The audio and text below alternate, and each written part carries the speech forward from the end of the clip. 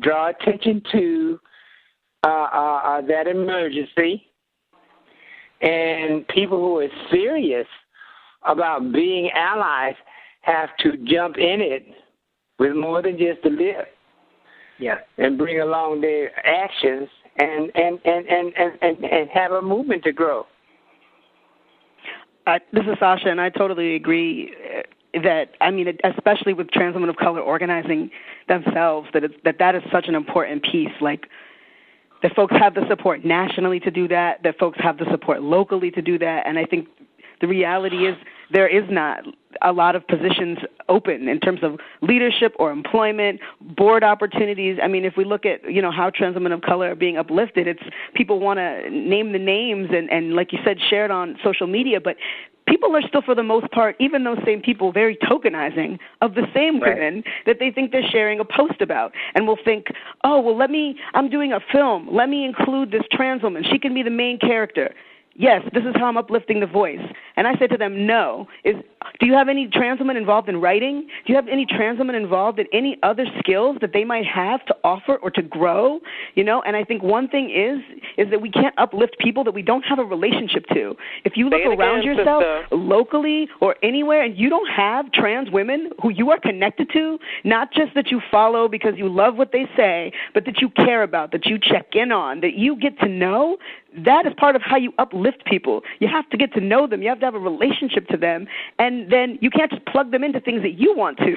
You have to also follow their lead. So I think, like folks said it, there's so much work that needs to be done. And I think, like these two women are speaking to it, we have to be supporting the folks who are already out there and doing that too, not just rallying for newer voices that I think are getting a lot of attention as well. Yeah, well, I'm going to do my part locally. I'm going to look for someone who's experienced with ACT UP, maybe someone that was a former founder, just to sort of pick their brain to get some kind of information from them, because personally I just think that nothing is going to happen until we start making it happen ourselves.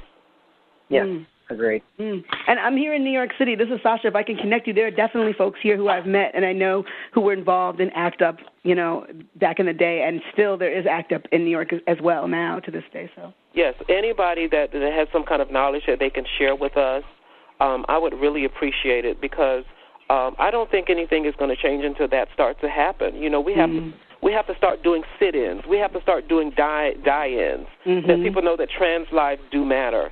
Not just the hashtag trans lives matter. We need some action around it. Yeah. Exactly. And I think that another thing that's very important is letting trans people, but particularly trans women, speak for trans women. I think that something that I find very frustrating is when, to your point, Sasha, when you're talking about, I'm going to have this person as a character, but possibly not involved in writing or leading or whatever. There are articles coming out all the time about trans women that are dying, and that's great. That there's more, that there's more visibility around it. But the question is, did you talk to any trans women, particularly trans women of color, before you did this, or did you just do it off of your own white cis brain? Right.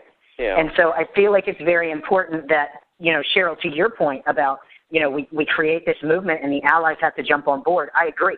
The allies do have to jump on board, but the allies also need to know when to follow and when to speak, and maybe to put down the microphone and hand it to somebody else that's actually leading this movement, or that's actually involved in the community that is being, victimized, rather than trying to say, I know what's best for you. Let's do this. Follow my lead. Right. Yeah. Right. So I think that letting trans women speak for themselves, I think that supporting the work of trans women of color, as all of you mentioned, is also very important.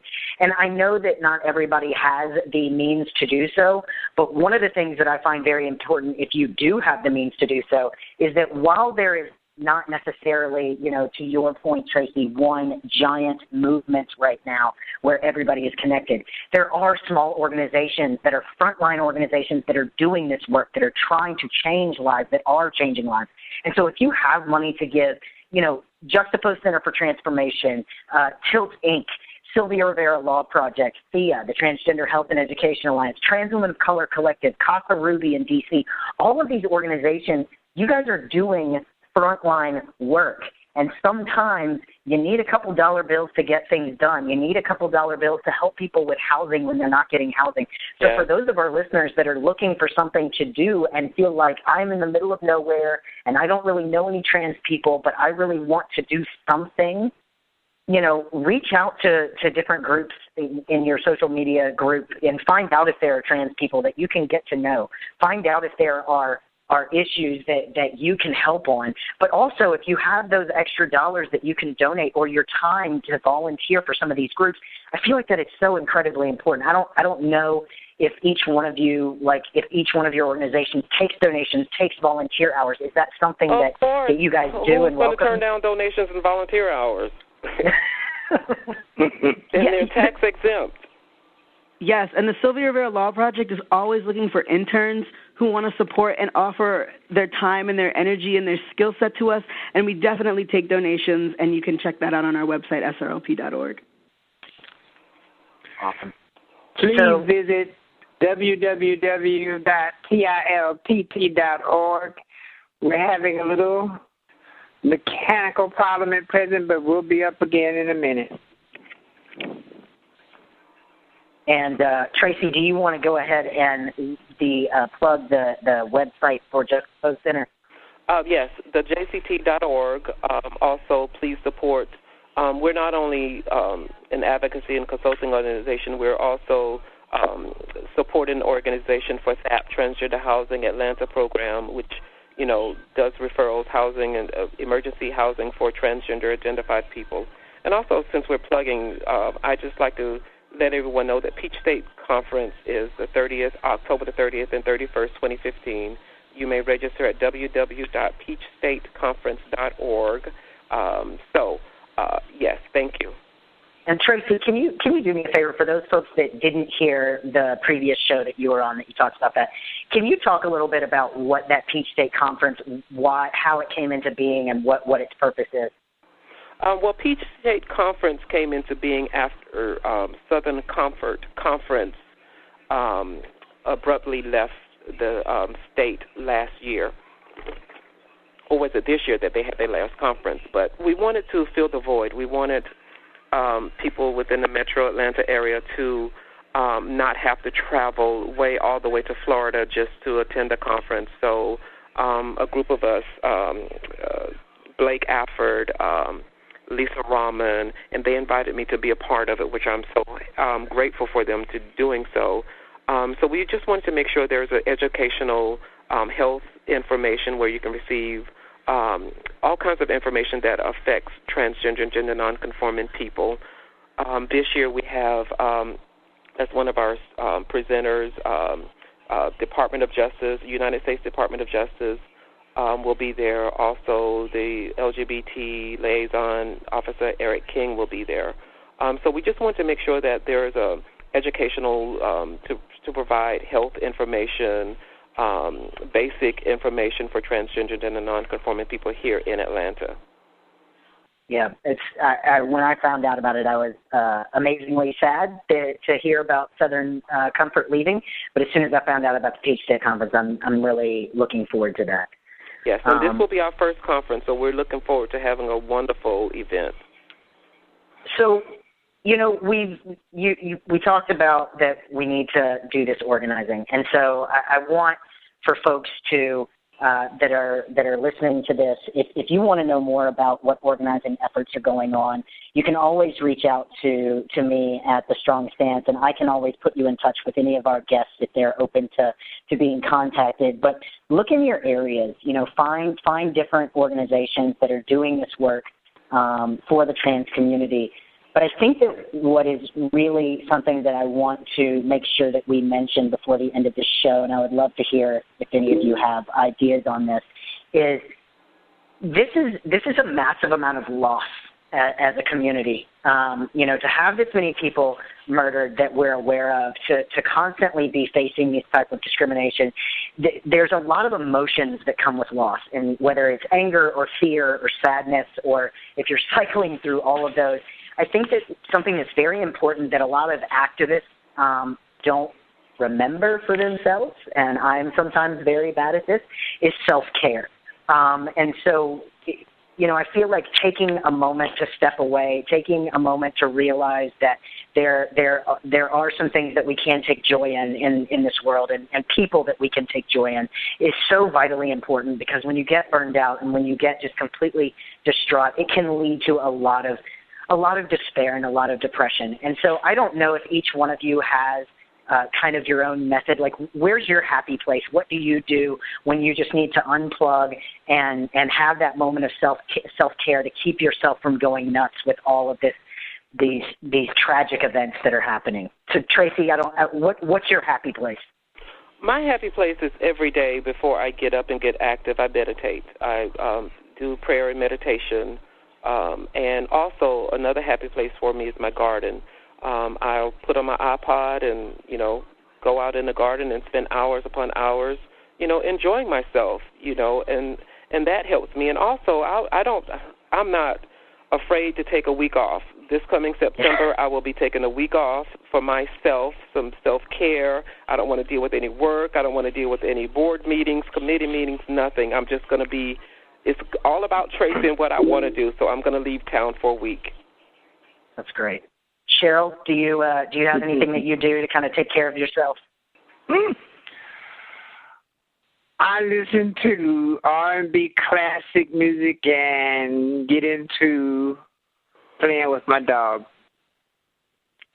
I feel like people underestimate the value of pets. I try to do that a couple of hours a day, just to kind of level off and ease off. That's so great. Sasha, what about you? Where's your happy place? What's involved in your regime of self-care?